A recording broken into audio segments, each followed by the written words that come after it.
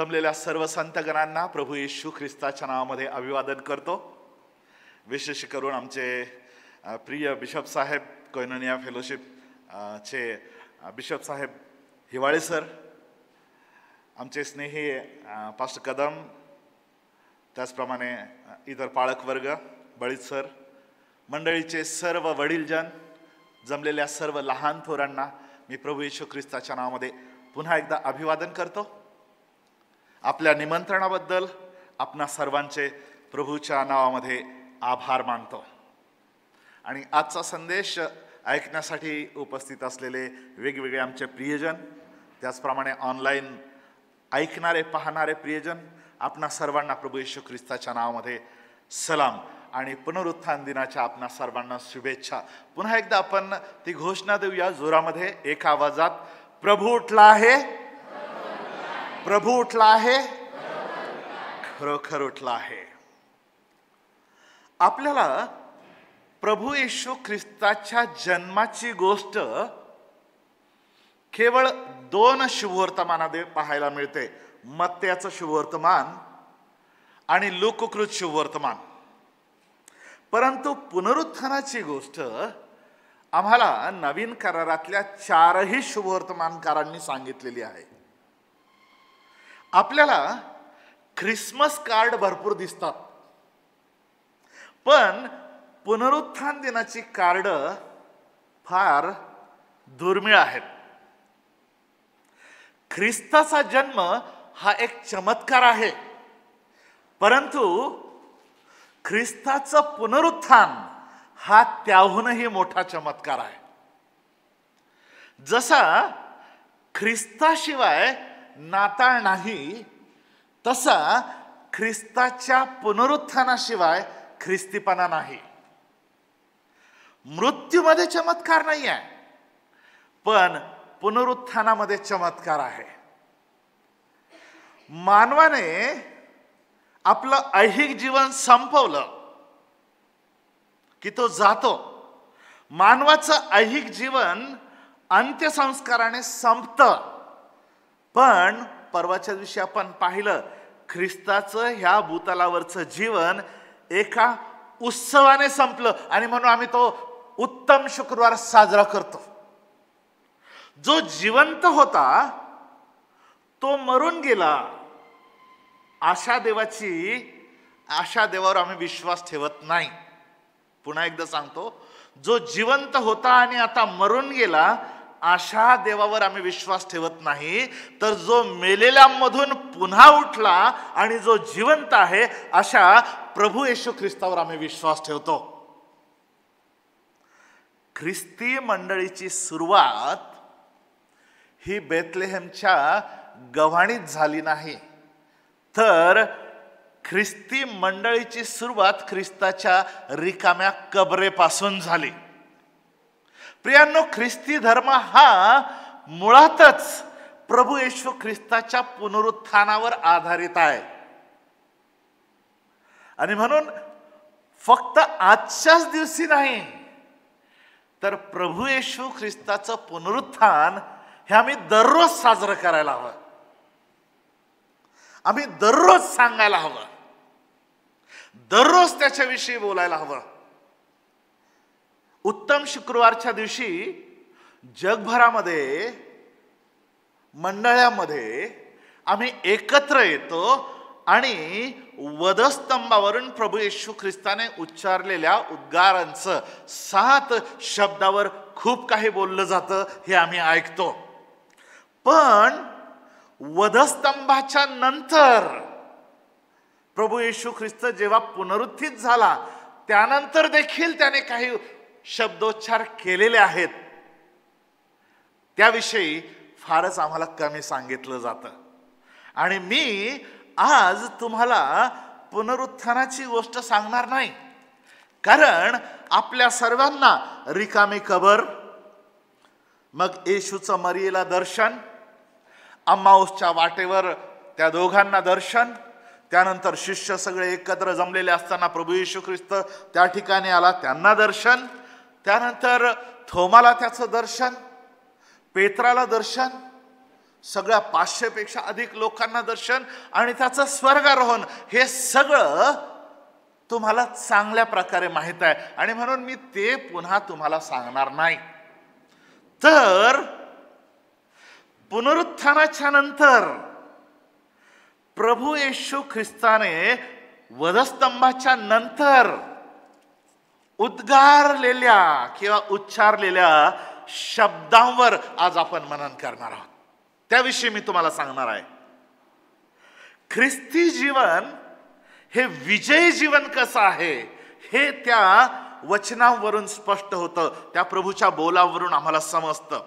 उदाहरण सांगतो की प्रकटीकरणातल्या मंडळांना संबोधित करताना प्रभू येशू ख्रिस्ताने स्वतःची ओळख कशी करून दिली पहा. प्रकटीकरण 1:17-18 मध्ये आम्ही वाचतो. त्यामध्ये पुनरुत्थित ख्रिस्त योहानाला म्हणतो, जो पहिला व शेवटला आणि जो जिवंत तो मी आहे. मी मेलो होतो तरी पहा मी युगानुयुग जिवंत आहे आणि मरणाच्या आणि अधोलोकाच्या किल्ल्या माझ्याजवळ आहेत. त्याचप्रमाणे प्रकटीकरणाच्या पुस्तकामधल्या मंडळांना बोलताना, त्या मंडळांना लिहिलेल्या पत्रांची समाप्ती करताना प्रकटीकरण 3:21 मध्ये प्रभू येशू ख्रिस्त म्हणतो, मी जसा विजय मिळवून आपल्या पित्याबरोबर त्याच्या राजासनावर बसतो, तसा जो विजय मिळवतो त्याला मी आपल्या राजासनावर आपल्या बरोबर बसू देईन. देवाच्या लोकांनो, रोमन साम्राज्याच्या वेळी जेव्हा रोमी राजे किंवा सरदार लढाई करून यायचे, जिंकून यायचे,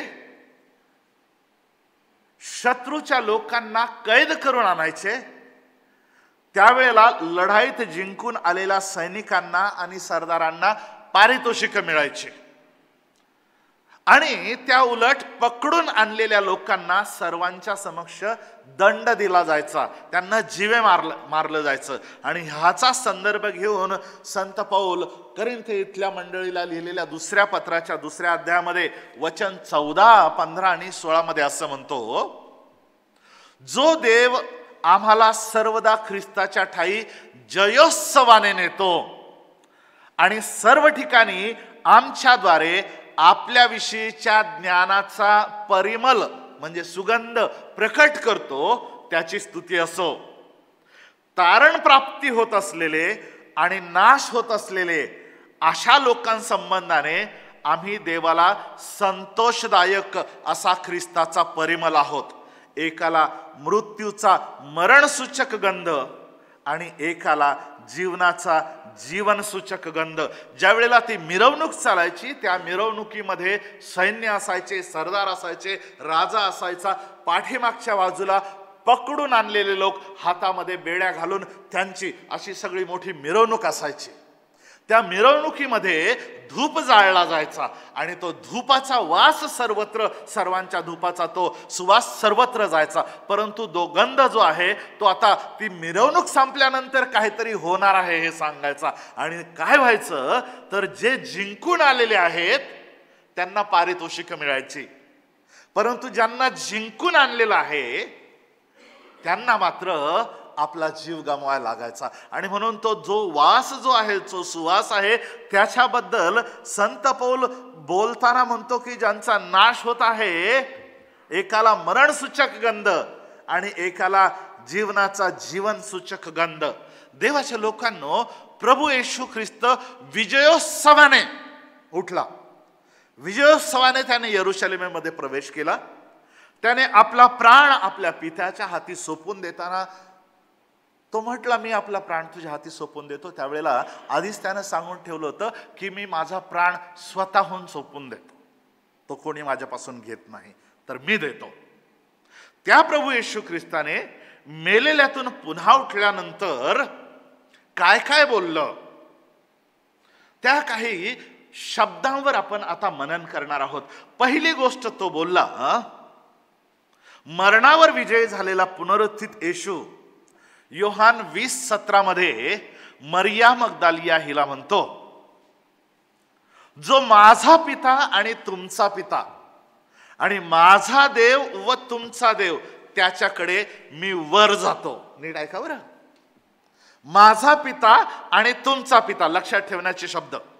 माझा देव आणि तुमचा देव हे शब्द काय दाखवतात?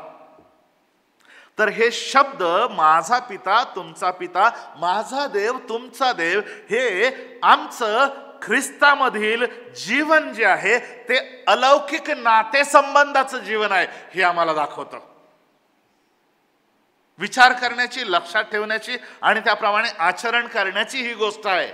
परमेश्वर देव आपला पिता आहे हे आपल्याला शिकवण्यासाठी प्रभू येशू ख्रिस्त आला.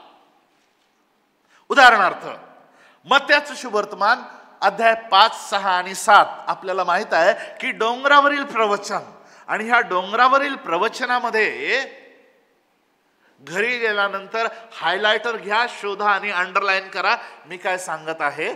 मत्ती 5, 6 आणि 7 मध्ये डोंगरावरील प्रवचनामध्ये प्रभू येशू ख्रिस्ताने तुमचा स्वर्गीय पिता, तुमचा स्वर्गीय पिता, तुमचा स्वर्गीय पिता, आपला स्वर्गीय पिता असा एकूण 12 वेळेला उल्लेख केलेला आहे. महत्वाचा आहे. योहान 1:12 मध्ये आम्ही पाहतो की जितक्यांनी त्याच्या नावावर विश्वास ठेवला तितक्यांना त्याने आपले पुत्र म्हणण्याचा अधिकार दिला होण्याचा. योहान 1:12 प्रमाणे आमचं देवाबरोबरचं जे नातं आहे ते नातं हा आमच्या ख्रिस्ती जीवनाचा पाया आहे. त्याच्यावर विश्वास ठेवल्यानंतरच पुढं सगळं काय सुरू होतं. आणि त्या पित्याच्या नातेसंबंधाविषयी बोलताना तो अगदी स्पष्ट आहे. योहानाचं शुभवर्तमान 8 अध्याय वचन 42 आणि वचन 44 मध्ये प्रभू येशू ख्रिस्त सांगतो आणि स्पष्ट सांगतो, जर आम्ही त्याचं ऐकत नाही तर आम्ही कुणाचे आहोत, आणि जर आम्ही त्याचं ऐकतो तर आम्ही कुणाचे आहोत. प्रभू येशू ख्रिस्त म्हणतो, जर तुम्ही त्याचे ऐकत असाल तर देव तुमचा पिता आहे.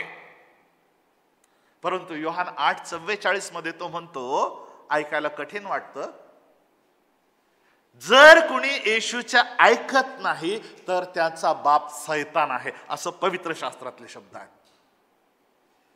हा नव्या जुन्या करारामधला फरक आहे. जुन्या करारामध्ये कोणीही देवाला अशा प्रकारे पिता म्हणून संबोधलेलं नाही.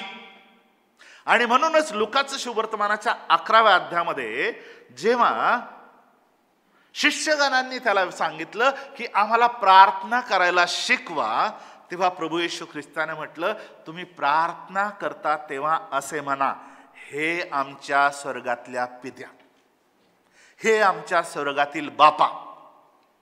इब्री लोकास पत्राच्या 2 अध्यायाच्या वचन 1 आणि 2 मध्ये ख्रिस्ती लोक त्याला पिता म्हणू शकतात हे सांगितलेलं आहे. आणि येशूलाही तुम्हाला आणि मला बंधू म्हणायची लाज वाटत नाही असं सांगितलेलं आहे. आणि वचनामध्ये जर आम्ही पुढे पाहिलं तर रोमकरास पत्राच्या 8व्या अध्यायामध्ये वचन 15-16 मध्ये म्हटलेलं आहे की आम्हाला पुन्हा भीती बाळगवावी असा दासपणाचा आत्मा मिळालेला नाही, तर ज्याच्या योगे आपण आबा बापा अशी हाक मारतो असा दत्तकपणाचा आत्मा तुम्हाला मिळालेला आहे. बघा, बाहेर इतर कोणतेही लोक देवाला पिता म्हणू शकत नाहीत, पण आम्ही आमच्या देवाला आमच्या पित्या, आमच्या बापा असं म्हणू शकतो. हा किती मोठा बहुमान आहे नाही का आमचा. देव माझा पिता आहे आणि माझा पिता देव आहे. म्हणाल का एकमेकांना आणि स्वतःला, देव माझा पिता आहे, माझा पिता देव आहे.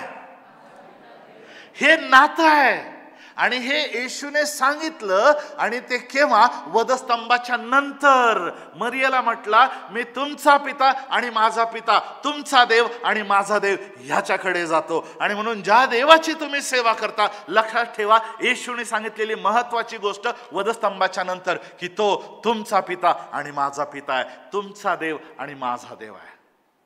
दुसरी गोष्ट येशू ख्रिस्ताने वधस्तंभाच्या नंतर सांगितलेली, पुनरुत्थित ख्रिस्ताच्या मुखामधून बाहेर पडलेली दुसरी गोष्ट म्हणजे तो म्हटला की तुम्हाला शांती असो. काय म्हटलं येशू?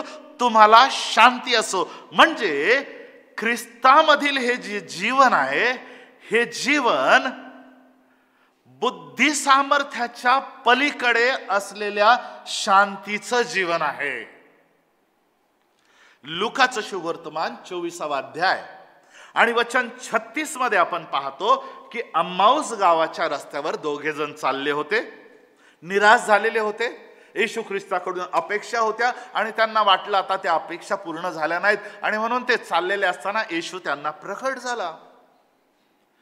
इतिहासकार असं सांगतात की ते कदाचित कपल असेल, नवरा बायको असतील, क्लेपा किंवा क्लोपा आणि त्याची पत्नी असेल, माहित नाही. इतिहासकार असा अभ्यासक सांगतात. परंतु कारण की तो घरात तिथं आल्यानंतर त्यांनी त्याला त्यांच्या घरात येण्याचा आग्रह केला.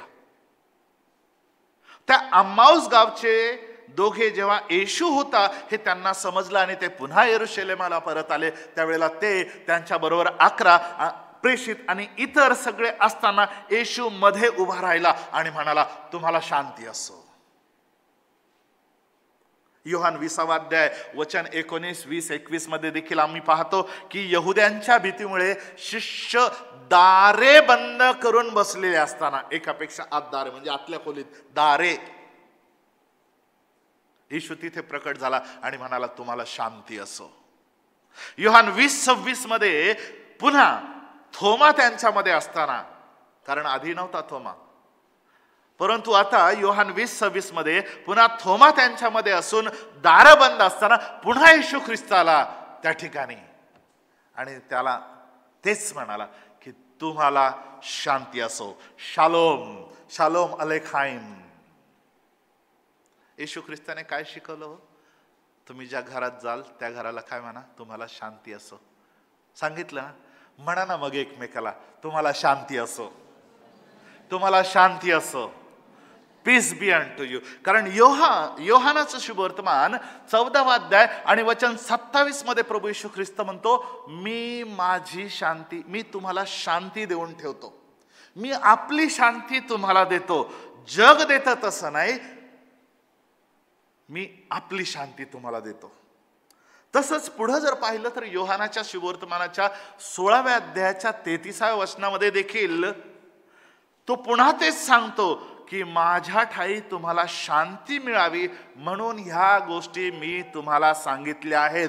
जगात तुम्हाला क्लेश होतील परंतु धीर धरा, मी जगाला जिंकले आहे. बघा प्रभू येशू ख्रिस्ताच्या जन्माच्या वेळी तो कोण होता? यशायाने आधीच भविष्यवाणी केली होती. यशाया 9:6 मध्ये त्याला प्रिन्स ऑफ पीस, शांतीचा राजकुमार असं म्हटलेलं. त्याच्या पुनरुत्थान आणि स्वर्गरोहणामुळं त्याला इब्री लोकास पत्र 7वा अध्याय वचन 15 ते 17 मध्ये जर पाहिलं तर शांतीचा राजा म्हणजे मल्कीसदेकासारखा शांतीचा राजा म्हटलं गेलं. फिलिप्पीकरास पत्र 4थ्या अध्यायाच्या 6व्या वचनामध्ये आपल्याला सांगितलेलं आहे की सर्व बुद्धी सामर्थ्याच्या पलीकडे असलेली देवाने दिलेली शांती तुमची अंतःकरणे व तुमचे विचार ख्रिस्त येशूच्या ठाई राखेल. प्रियानो, जेव्हा शांती हरपते तेव्हा सगळं काही हरपतं. आणि म्हणून यशायाच्या पुस्तकामध्ये 30:15 मध्ये प्रभू परमेश्वर इस्रायलाचा पवित्र प्रभू म्हणाला मागे फिरणे आणि स्वस्थ राहणे, शांततेत राहणे ह्यात तुमचा बचाव आहे. शांतता व विश्वास ह्यात तुमचे सामर्थ्य आहे. तुम्ही पाहाल की नव्या करारामध्ये जी पत्र आहेत त्या पत्र लेखकांनी पत्राची सुरुवात करताना जेव्हा जेव्हा अभिवादन लिहिलेलं आहे त्यावेळेला तेव्हा त्यांनी काय लिहिलंय? तुम्हाला कृपा व शांती असो, तुम्हाला कृपा व शांती असो. आज पुष्कळ घरांमध्ये शांती नाहीये. लक्षात घ्या, कृपेची निष्पत्ती किंवा कृपेचा परिणाम किंवा त्याला आपण म्हणू की कृपेचं फळ म्हणजे शांती आहे. देवाची कृपा आम्हाला असेल तर आमचं जीवन शांतीचं जीवन असतं. लुकाचं शुभवर्तमान 10वा अध्याय 5व्या वचनामध्ये येशूने म्हटलं ज्या कोणत्या घरात जाल तेथे ह्या घरात शांती असो असे म्हणा, असं प्रथम म्हणा. आणि म्हणून आम्ही देखील म्हणावं, प्रभूची शांती तुम्हाला असो. कारण येशूने हे वधस्तंभानंतर काढलेले उद्गार पण आहेत, शांती असो. जसं ती मरिया आणि ते लोक त्याला भेटले, तो पहिल्यांदा घाबरून जाऊ नका, तुम्हाला शांती असो.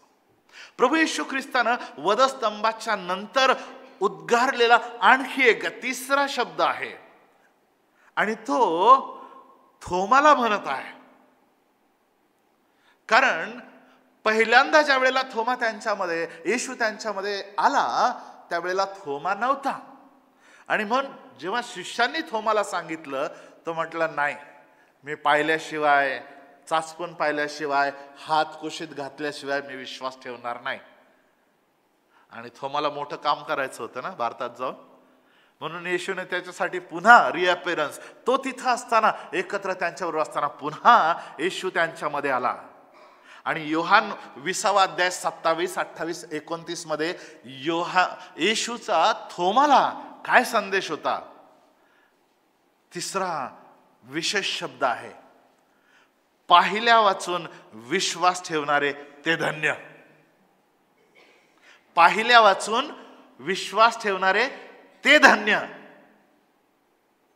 ख्रिस्ती जीवन हे अढळ विश्वासाचं जीवन आहे. थोमा,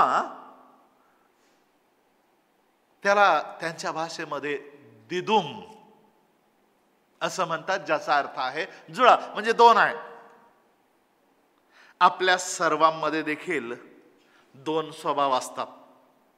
आमच्यामध्ये दुटप्पीपणा फार सहज सापडतो. जर आमचा पुनरुत्थानावर विश्वास नाही तर आमचा विश्वास व्यर्थ आहे. 1 कोरिंथ 15:17 मध्ये, त्याचप्रमाणे इब्री 6:2 मध्ये म्हटलेलं आहे की पुनरुत्थान हा ख्रिस्ती जीवनाचा पाया आहे. 1 पेत्र 1 अध्याय वचन 8 आणि 9 मध्ये सांगितलेलं आहे की साधा विश्वास आपल्या जीवाचं तारण करतो आणि आम्ही गौरवयुक्त आनंदाने उल्हासतो. देवाच्या लोकांना हबक्कुक संदेश त्याने हबक्कुक 2:4 मध्ये आधीच भविष्यवाणी केली होती, आणि ते वचन आमच्या सगळ्यांचं तोंडपाठ आहे. नीतिमान तर आपल्या विश्वासाने जगेल. आणि ते वचन नव्या करारात एकदा नव्हे, दोनदा नव्हे, 3 वेळेला पुन्हा सांगितलं गेलेलं आहे. रोम 1:17 मध्ये, गलती 3:11 मध्ये, इब्री 10:38 मध्ये की नीतिमान विश्वासाने जगेल. हे आपण पाहतो, पुन्हा पुन्हा पाहतो. आणि नीतिमान कसा जगतो तर 2 कोरिंथ 5:7 सांगतं, 2 कोरिंथ 5:7, आम्ही विश्वासाने चालतो, डोळ्यांनी दिसतं त्याप्रमाणे आम्ही चालत नाही. मला या ठिकाणी सांगू द्या, आमचे पुष्कळ शास्त्रवचन पाठ आहेत. आता मी हे जे सांगितले आतापर्यंतचे ते इथं काढण्याची गरज नाही, हे तुम्हाला माहित आहे. परंतु पुष्कळ वेळेला ते आमच्या फक्त माहितीत राहतात, फक्त आमचे पाठ असतात, ते पवित्र शास्त्राच्या पानामध्येच राहतात. आमचं जे वागणं आहे ते त्या वचनांना धरून नसतं. आणि we do not walk the talk. Yeshu Khrist जसं जसं त्याने शिकवलं ना, तसं तसं त्याने सगळं केलं. आपल्या आयुष्यामध्ये जे सेवा कार्य केलं, त्यावेळेला जे जे शिकवलं, त्या सगळ्यांचं प्रात्यक्षिक त्याने वधस्तंभावर सांगितलं, दाखवलं. आणि पुन्हा पुनरुत्थानाच्या नंतर, वधस्तंभाच्या नंतर देखील आठवण करून काही विशेष शब्द दिलेले आहेत. का मी तुम्हाला हे सांगत आहे? कारण आम्ही त्या वधस्तंभावरचे शब्द पुन्हा आणि पुन्हा ऐकतो, पण त्यानंतरच्या शब्दांकडे दुर्लक्ष करतो. एक उदाहरण सांगतो. माणसाचा ह्या जगातला प्रवास संपल्यानंतर तो जातो, हे शरीर सोडतो. परंतु आमच्याकडे, आम्ही भारतीय आहोत, महाराष्ट्रातले जास्तीत जास्त लोक आहात, जेव्हा प्रिय व्यक्ती सोडून जाते, घरामध्ये किंवा मंदिरामध्ये टेबलवर कॉफिन बॉक्स ठेवला जातो आणि हे सांगतात सोडून गेले. आणि मग जाताना त्याच्या आधी वयस्कर व्यक्ती असेल तर सगळे आपतेष्ट त्यांच्या भोवती जमतात, बेडच्या भोवती. परंतु ती व्यक्तीचा जीव कशात तरी अडकलेला असतो असं म्हणतात. लवकर प्राण सोडत नाही, जात नाही. मग जवळचे लोक हलवतात, तुम्हाला काही बोलायचं का, तुम्हाला काही सांगायचं का, काहीतरी बोला, काहीतरी सांगा. बरोबर आहे का? आणि मग काहीतरी सांगा, काहीतरी बोला. आणि मग मनुष्य कसाही असो, तो मुलगा कसाही असो, व्यसनी असो, वाईट असो, कसाही असतो, त्या व्यक्तीने सांगितलेलं, आपला दादा असेल, नाना असेल, काका असेल, आबा असतील, जे कोणी असेल, आई असेल, कोणी असेल, त्यांचे शेवटचे शब्द ना आयुष्यभर पाळतो. आमचे हे जाताना असे सांगून गेले. कसंही असला तरी, कशी असली तरी, आमचे दादा, आमचे नाना जाताना असं सांगून गेले, बाकी काय नाही, पण शेवटचे शब्द आयुष्यभर पाळतो. तुमचा आणि माझा तारणारा, तुमच्या आणि माझ्यासाठी त्यानं वधस्तंभावर आपला प्राण दिला. वधस्तंभावर शब्द बोललाच, परंतु काही खास विशेष सांगण्यासाठी तो मेलेल्यामधून पुन्हा उठला. मेलेल्यातून पुन्हा उठून स्वर्गारोहण होण्यापर्यंत त्याने जे शब्द सांगितलेले आहेत ना, ते किती खास असावेत. नेमकं आम्ही त्याच्याकडे दुर्लक्ष करतो, त्याच्यावर मननच करत नाही. आणि म्हणून आज घरी गेल्यानंतर ह्या आठवड्यामध्ये मत्तई, मार्क, लूक, योहान शेवटचे 2 पानं प्रत्येक पुस्तकाचे पुनरुत्थानाविषयी आहे. पुनरुत्थानाच्या नंतर येशू ख्रिस्ताने काय काय बोललंय, हे जे मी सांगत आहे त्याचे तुम्हाला उपयोग होईल. ते वाचा, नोंद करा, वहीत लिहा, हायलाइट करा, अंडरलाईन करा, मनन करा, लक्षात ठेवा आणि प्रभूला मागा, प्रभू मला तसं करण्यासाठी तू सहाय्य कर. आम्ही विश्वासाने चालतो असं म्हणतो, डोळ्याने दिसतं त्याप्रमाणे चालत नाही. बघा, आम्ही जेव्हा काय होईल याचा विचार करतो ना, त्यावेळेला आमच्या अंतःकरणामध्ये भीती येते. कुठल्या पण गोष्टीमध्ये काय होईल, काय होईल, काय होईल. पण ह्या गोष्टी सगळ्या आमच्या जीवनात घडणाऱ्या गोष्टी, ह्या गोष्टी करणारा कोण आहे त्याच्याविषयी जर आम्ही विचार केला तर आमचा विश्वास वाढतो. आणि तुमचा विश्वास माहिती का कसा आहे? नवीन करारामध्ये पेत्राच्या पहिल्या पत्राच्या पहिल्या अध्यायाच्या 7व्या वचनामध्ये सांगितलेलं आहे की तुमचा विश्वास सोन्यापेक्षा मूल्यवान आहे. काय? बायबल ना, 1 पेत्र 1:7. आपण गृहीत धरतो विश्वास, पण लक्षात घ्या प्रत्येकाकडे तो विश्वास नसतो. आणि ख्रिस्ती लोकांना तर विश्वास ठेवणारे, विश्वासणारे असं नाव पडलेलं आहे. बायबलमध्ये बघा, नवीन करारामध्ये पुनरुत्थानाच्या नंतरच A to Z काय आहे विश्वासणाऱ्यांच्यासाठी? तर विश्वास. रोम 10:8 विश्वासाचा विषय असलेलं हे वचन आहे. इफिस 2:8 विश्वासाच्या द्वारे आमचं तारण झालेलं आहे. 1 तिमोथेय 6:12 विश्वासाच्या संबंधीचे जे सुयुद्ध ते मी केलेलं आहे. 2 कोरिंथ 4:13 आम्हाला विश्वासाचा आत्मा दिलेला आहे. आणि म्हणूनच इब्री 12:2 मध्ये प्रभू म्हणाला, आपल्या विश्वासाचा उत्पादक आणि पूर्ण करणारा असं म्हटलेलं आहे. त्याला काय म्हटलंय की author and finisher of our faith. ज्याने जगावर जय मिळवला तो म्हणजे आपला विश्वास, असं 1 योहान 6:4 आणि 5 आम्हाला सांगतो. आमचा विश्वास जगावर जय मिळवतो. ख्रिस्ताच्या पुनरुत्थानावरचा विश्वास आपल्याला आमच्या पुनरुत्थानाची आशा देतो. पुन्हा सांगतो, ख्रिस्ताच्या पुनरुत्थानावरचा विश्वास आम्हाला आमच्या पुनरुत्थानाची आशा देतो. आणि पुनरुत्थानाच्या विषयी तर फार सुंदर गीत आहे उपासना संगीतामध्ये, तुमच्यापैकी पुष्कळांना माहित असेल. जा सांगा मम बंधुजना, माहित आहे का? जा सांगा मम बंधुजना, आलो जिंकून या मरणा. तो काय म्हणतो? जा सांगा, मी पुढे जातो, मी तुमच्यासाठी जागा तयार करायला जातो, मी पुन्हा येईल. जागा तयार झाली म्हणजे, कारण जिथं मी आहे तिथं तुम्ही असावं. जातो पुढती या मागे, हेच तुम्हा पाशी मागे. मार्ग मोकळा झाला सगळा खल चांडाळा. पहिलं योहान 6:4-5 मध्ये लिहिलंय की ज्यानं जगावर विजय मिळवला तो आमचा प्रभू आहे, तो आमचा विश्वास आहे. प्रभू येशू ख्रिस्तानं वधस्तंभाच्या नंतर ज्या गोष्टी सांगितल्या त्यामध्ये चौथं विशेष विधान जे आहे ते संदेश त्यांच्या शब्दावर विश्वास ठेवण्याविषयी आहे. संदेश त्यांनी सांगितलेल्या सर्व गोष्टी त्या अम्माऊसच्या रस्त्यावर जाणाऱ्या त्या दोघांना प्रभू येशू ख्रिस्त लुकाचं सुवर्तमान 24व्या अध्यायाच्या 25, 26, 27 वचनामध्ये जरा कडक शब्दात बोलतो, कारण अजूनही त्यांचे डोळे उघडले नव्हते. आणि म्हणून तो म्हणतो, अहो निर्बुद्ध व संदेश त्यांनी सांगितलेल्या सर्व गोष्टींविषयी विश्वास धरण्यास मतिमंद अशा माणसांनो. देवाच्या लोकांनो, ख्रिस्ती जीवन हे पवित्र वचनावर आधारित असं जीवन आहे. आणि म्हणून आम्ही या वचनाविषयी अज्ञानी असू नये. दिस इज हाय टाइम की आम्ही वचन वाचावं. ते यहोशुआने म्हटलं ते आमचं पाठ आहे, परंतु प्रत्यक्षात नाही.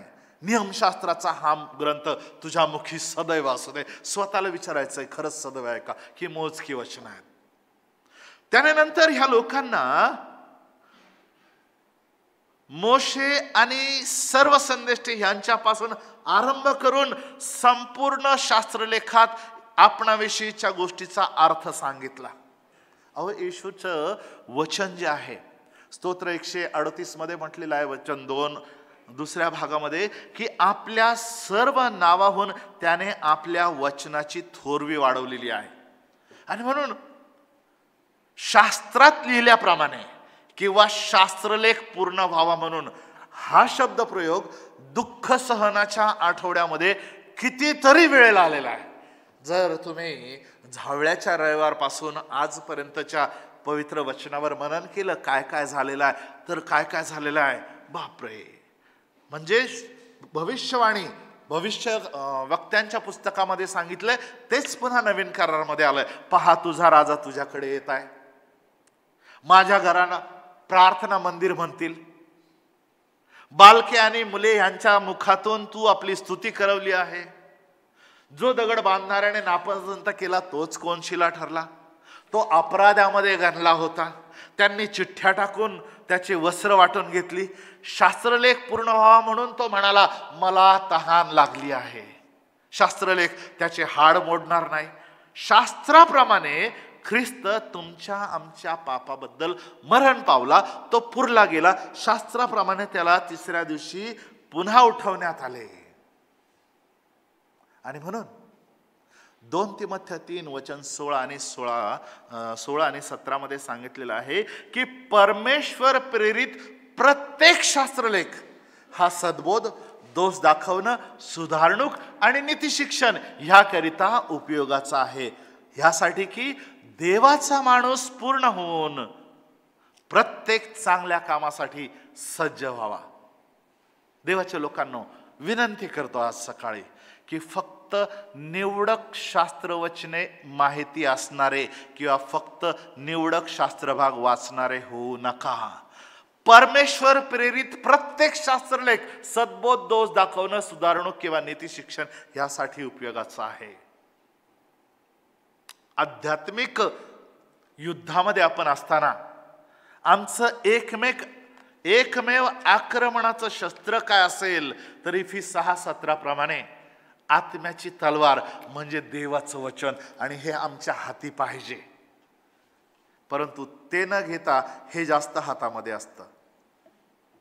शक्य तेव्हा प्रिंट बायबल वापरा. योहान 14:26 प्रमाणे बायबल मधले वचन वाचून पाठ करा, तरच पवित्र आत्मा तुम्हाला आठवण करून देऊ शकेल बरं का. अगदी सुरुवातीपासून शेवटपर्यंत येशू ख्रिस्ताने ज्या वेळेला आपलं कार्य सुरू केलं त्याआधी अरण्यामध्ये येशूची परीक्षा, मत्तई 4 अध्याय किंवा लूक 4 अध्याय, तेव्हापासून तो जे काय सांगत होता ते शास्त्रलेखच सांगत होता. त्या सैतानाने परीक्षा घेत असताना त्याला देखील म्हटला असा शास्त्रलेख आहे की, आणि म्हणून स्वतःला आठवण करून द्या आणि म्हणा असा शास्त्रलेख आहे की. सांगा ना दुसऱ्यांना पण, असा शास्त्रलेख आहे की, आणि काय आहे ते स्वतः लक्षात ठेवा आणि वाचा. ही आम्ही स्वतःला आठवण करून द्यायची. आमच्या पुनरुत्थित ख्रिस्ताने 5वा जो उद्गार वधस्तंभाच्या नंतर काढलेला आहे, तो उद्गार म्हणजे एक महान कामगिरी आम्हाला सोपवलेली आहे, आणि ते 4ही शुभवर्तमानामध्ये आहे. आणि ते म्हणजे सुवार्तेची घोषणा करण्याविषयी आहे. ख्रिस्ती जीवन हे सुवार्तेची घोषणा करण्याचं जीवन आहे. 4ही शुभवर्तमानामध्ये आपल्याला महान आज्ञा पाहायला मिळते. आम्हाला मत्ते 28 कदाचित 18, 19, 20 माहिती असेल. स्वर्गात आणि पृथ्वीवर सर्व अधिकार मला दिलेला आहे, तेव्हा तुम्ही जाऊन सर्व राष्ट्रातील लोकांना शिष्य करा, त्यांना पित्याच्या पुत्राच्या पवित्र आत्म्याच्या नावाने बाप्तिस्मा द्या, जे काही मी तुम्हाला आज्ञा दिली ते त्यांना पाळायला शिकवा, आणि पहा युगाच्या समाप्तीपर्यंत मी तुमच्या बरोबर आहे. हे सांगेपर्यंत त्याचं स्वर्गारोहण झालं नव्हतं. तेच आम्हाला मार्काचं शुभवर्तमान 16वा अध्याय 15व्या वचनामध्ये पुन्हा त्याने आज्ञा दिलेली आहे की सर्व जगात जाऊन संपूर्ण सृष्टीला सुवार्तेची घोषणा करा. आणि मग त्यानंतर सांगितलंय की जो विश्वास धरतो व बाप्तिस्मा घेतो त्याचे तारण होईल.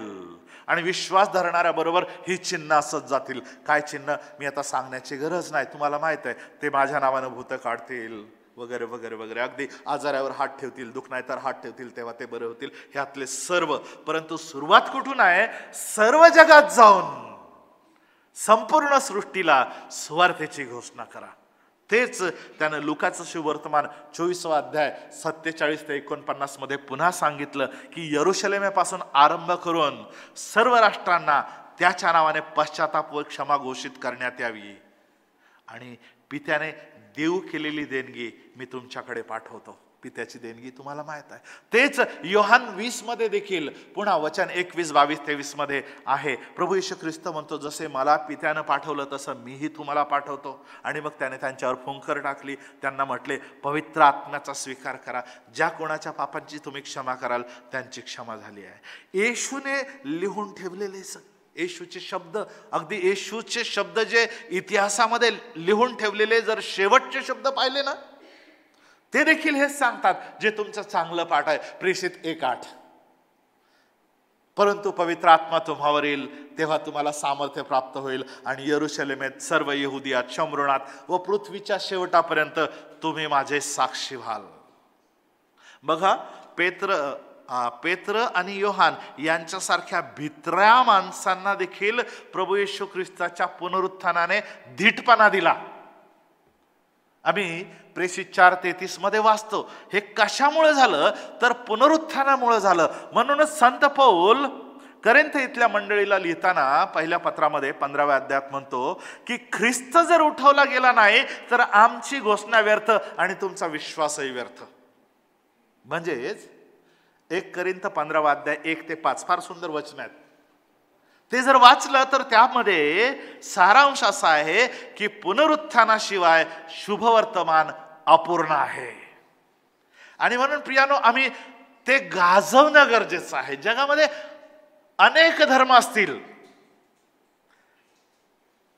तुमच्यासाठी काही लिहित असताना प्रभूने 2 वाक्य दिली, ते मी तुमच्या समोर म्हणून दाखवतो.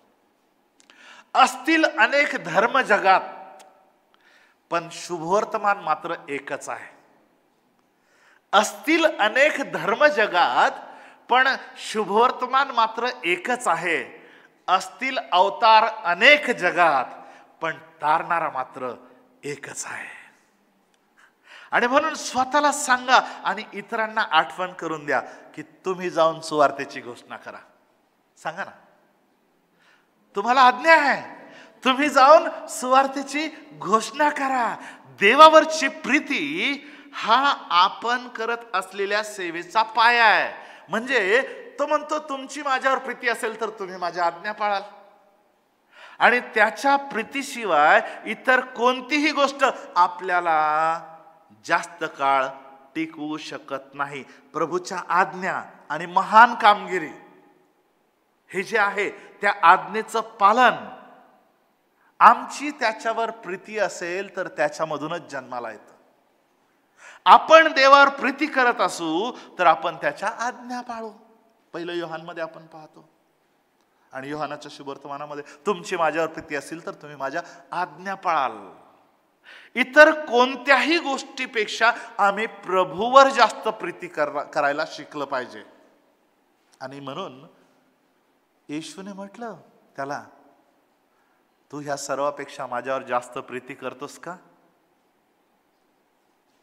पहिलं योहान 4:19 आम्हाला सांगतं की पहिल्याने त्याने आपल्यावर प्रीती केली म्हणून आपण त्याच्यावर प्रीती करतो. आणि रोम 8:35-39 मध्ये आपण वाचतो की प्रभू जे करतो त्याच्यावर आमची प्रीती अवलंबून नसावी, तर तो कोण आहे यावर आमची प्रीती अवलंबून असावी. तरच जगातली कोणतीही गोष्ट आपल्याला त्याच्या प्रीतीपासून विभक्त करू शकणार नाही. मृत्यू देखील आम्हाला त्याच्यापासून विभक्त करू शकत नाही, कारण आम्ही या सर्वांमध्ये आज्ञापालनामुळे त्याच्यामध्ये महाविजयी ठरतो. म्हणून स्वतःला विचारा, दुसऱ्यांना पण विचारा, ईश्वर प्रीती करतोस का? पेत्राने फार वाईट वाटलं, पेत्राला फार वाईट वाटलं, एकदा दोनदा तीनदा, पण मग त्याच्यावर काहीतरी कामगिरी सोपवली बरं का. स्वतःला सांगा, ईश्वर प्रीतीस करतोस का? आणि करत असेल तर काहीतरी करायला पाहिजे. शेवटचा आणि 7वं शब्द वधस्तंभाच्या नंतरचा फार महत्वाचा. योहानाचं शुभवर्तमान 21वा अध्याय 18-19 या वचनामध्ये प्रभू येशू ख्रिस्त पेत्राला म्हणतो, त्याच्या शेवटाविषयी सांगतो की तुझ्या इच्छेला येणार नाही अशा ठिकाणी तुला घेऊन जातील. आणि असं बोलल्यानंतर येशूने एक फार महत्वाचा शब्द उच्चारला, जो तुम्हाला आणि मलाही आज म्हणत आहे. तो म्हणजे माझ्या मागे ये, माझ्या मागे ये. प्रियांनो, ख्रिस्ती जीवन हे वधस्तंभ वाहून नेण्याचं जीवन आहे. आम्हाला दररोज आमचा स्वतःचा वधस्तंभ उचलून वाहून न्यायचा आहे. येशूने वधस्तंभ वाहून नेला आणि तो मरण पावला. आपण जगाला आधी मरणं आहे म्हणजे आम्ही येशूचा वधस्तंभ वाहून नेऊ शकतो. आणि म्हणून येशू स्वतः म्हटला लुकाचं शुभवर्तमान 9व्या अध्यायामध्ये 22-23 वचनामध्ये, जर कोणी माझ्या मागे येऊ इच्छितो तर त्याने आत्मत्याग करावा व स्वतःचा वधस्तंभ उचलून घेऊन मला अनुसरावे. आज आम्ही पुष्कळसे वधस्तंभ विरहित, क्रॉसलेस, वधस्तंभाशिवाय असलेले ख्रिस्ती लोक पाहतो, पुष्कळ. त्या लोकांच्या प्रमाणे आमचं देखील आहे. आम्ही स्वतःऐवजी दुसऱ्यांबद्दल पटकन विचार करतो. योहानाच्या शुभवर्तमानाच्या 21व्या अध्यायामध्ये वचन 22-23 मध्ये पाहिलं तर पेत्राने काय केलं माहिती आहे का? पेत्राचा एंड ज्या वेळेला सांगितलं ना पेत्राला, तुझी इच्छा नाही तर तुला घेऊन जाशील, ह्याला स्वतःच जाऊ द्या, म्हणतो याचं काय प्रभू? हा आमचा स्वभाव आहे. आणि येशूने त्याला जे उत्तर दिले ते फार लक्षपूर्वक ऐका. प्रभू येशूला ज्या वेळेला पेत्राने योहानाविषयी विचारलं तेव्हा प्रभूने त्याला म्हटलं, तुला त्याचं काय, तू माझ्या मागे ये. देवाच्या लोकांनो, जिवंत देवाची लेकरं, त्याच्यावर विश्वास ठेवणारे तुम्ही आहात ना, तर कोण काय म्हणतं, कोणाचं काय, ह्यापेक्षा प्रभू तुम्हाला काय सांगत आहे त्याकडे आज लक्ष द्या, त्याची वाणी ऐका. तुम्ही कशानेही आणि कुणामुळेही विचलित होऊ नये. जर आज तुम्ही वधस्तंभ वाहिला तर उद्या तुम्हाला मुकुट आहे. 2 तिमोथेय 2:8-12 मध्ये संत पौल म्हणतो, जर आपण त्याच्याबरोबर मेलो तर त्याच्याबरोबर जिवंतही राहू. जर आपण धीराने सोसतो तर त्याच्याबरोबर राज्यही करू. आणि म्हणून लक्षात ठेवा, आज वधस्तंभ उद्या मुकुट. म्हणाल का? आज वधस्तंभ उद्या मुकुट. सारांश म्हणजे विजयी ख्रिस्ती जीवन काय आहे. मी तुम्हाला विजयी ख्रिस्ती जीवन जगण्यासाठी प्रभू येशू ख्रिस्ताने वधस्तंभानंतर जे शब्द उच्चारले त्याविषयी बोललेलं आहे. पुन्हा एकदा उजळणी सांगतो आणि बंद करतो. पहिली गोष्ट, जो माझा पिता आणि तुमचा पिता, माझा देव व तुमचा देव, त्याच्याकडे मी वर जातो. ख्रिस्ती जीवन हे देवपित्याबरोबर अलौकिक नातेसंबंध असलेलं जीवन आहे, विसरू नका. कारण तो देवाच्या एका सेवकाने म्हटलं की God is like sun. God is like sun, Surya. We cannot look at it, but without him we cannot look at anything. परमेश्वर तसा आहे, त्याच्याबरोबरच आमचं नातेसंबंध. दुसरं गोष्ट काय म्हटलं प्रभू येशू ख्रिस्त, तुम्हाला शांती असो, शालोम. म्हणजे ख्रिस्ती विजयी ख्रिस्ती जीवन हे बुद्धी सामर्थ्याच्या पलीकडे असलेल्या शांतीने भरलेलं जीवन आहे. तिसरा शब्द प्रभू येशू ख्रिस्त थोमाला म्हणतो, पाहिल्या वाचून विश्वास ठेवणारे धन्य. म्हणजे काय माहितीये का, ख्रिस्ती जीवन हे अढळ विश्वासाचं जीवन आहे प्रियांनो. चौथा शब्द हा संदेश त्यांनी सांगितलेल्या सर्व गोष्टीविषयी आहे. संदेश त्यांनी सांगितलेल्या. आणि म्हणून लक्षात घ्या की आमचं जीवन, ख्रिस्ती जीवन हे पवित्र वचनावर आधारित असं जीवन आहे आणि असावं. कोण काय म्हणतं, काय ट्रेंड आहे त्याच्यावर नाही, पवित्र वचनावर. पाचवा शब्द त्याने सांगितलेला आहे की तुम्ही जाऊन सर्व राष्ट्रातील लोकांना शिष्य करा. वेगवेगळ्या शब्दात, चारही शुभवर्तमानात. म्हणजे ख्रिस्ती जीवन मी आणि माझे घराणे तर आमच्या पोटाची सोय करणार ह्याच्यासाठी नाहीये. ख्रिस्ती जीवन हे सुवार्तेची घोषणा करण्याचं जीवन आहे. सहावा शब्द वधस्तंभानंतरचा, तो म्हणजे पेत्राला तो म्हणतो, तू माझ्यावर अधिक प्रीती करतोस का. आणि जर तुमचं उत्तर पेत्राप्रमाणे त्याला होय जर असेल तर जसं तो पेत्राला म्हणाला तसं तुम्हालाही म्हणतो, माझी मेंढरं चाल, माझी मेंढरं पाळ. कोकरं राखायची, टेंड. ख्रिस्ती जीवन हे अतुलनीय प्रीतीचं जीवन आहे. मेंढरांचा सांभाळ, मेंढरांचं पालन, संगोपन. आणि शेवटचा आणि सातवा शब्द आणि या ठिकाणी मी बंद करतो. ज्या वेळेला योहानाविषयी पेत्राने विचारलं त्यावेळेला योहानाविषयी तू काळजी करू नकोस. येशू त्याला म्हणतो, तू माझ्या मागे ये. ख्रिस्ती जीवन देवाच्या प्रिय लोकांनो वधस्तंभ उचलून वाहून नेण्याचं जीवन आहे. ह्या जगात तुम्हाला कष्ट होतील, क्लेश होतील, परंतु धीर धरा, मी जगाला जिंकले आहे. देवबाप करो या वचनाच्या द्वारे आज ह्या पुनरुत्थान दिनाच्या सकाळी तुम्हाला आशीर्वादित ठेव. पुन्हा एकदा मनापासून आपले मंडळीचे बिशप साहेब, आपल्या सर्वांचे पाळक वर्गाचे मनापासून आभार मानतो.